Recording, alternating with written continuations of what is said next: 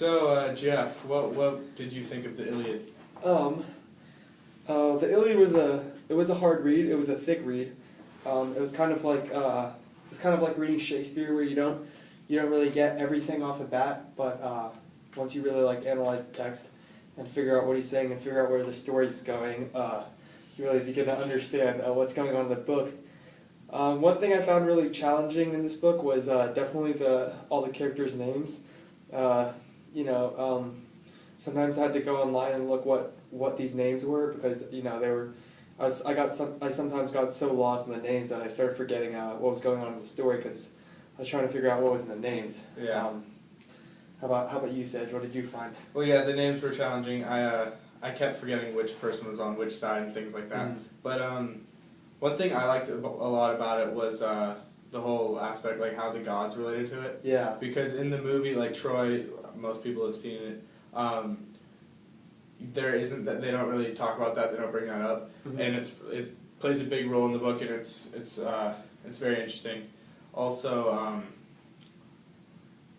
oh yeah, I read the Iliad before, but it was like a while back, like back when I was in like 8th grade. And to read it again when I'm older and like I've read more and I've read the Odyssey and things like that, it like I definitely had a better understanding and could enjoy it more. Mm-hmm.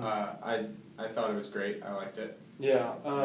To talk about Troy a little bit more, I also watched the movie after I read it, and I noticed there are a few parts in the movie that weren't in the book. One example is the Trojan horse, and when Achilles dies, neither of that. That's not in the book.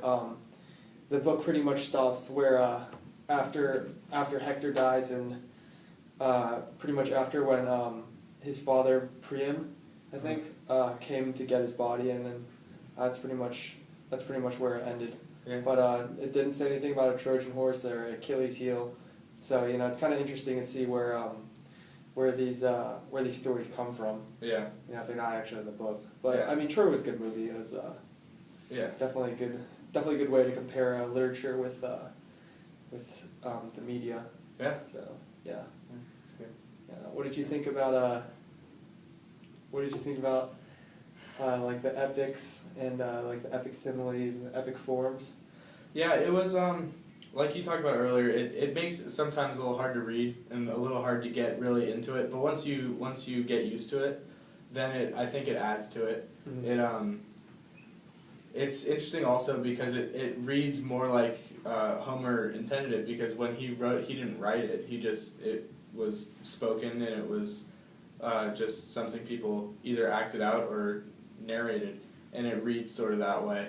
And I don't know, it makes it even more interesting, just a little unique and different. Yeah, I think Homer's use of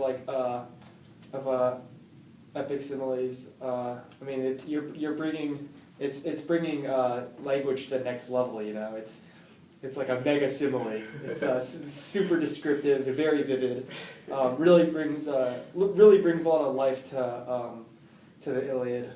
So yeah, I mean, it was very exciting. Yeah. Very visual. Yeah. Good book. Sounds like we both liked it. Yeah. Good.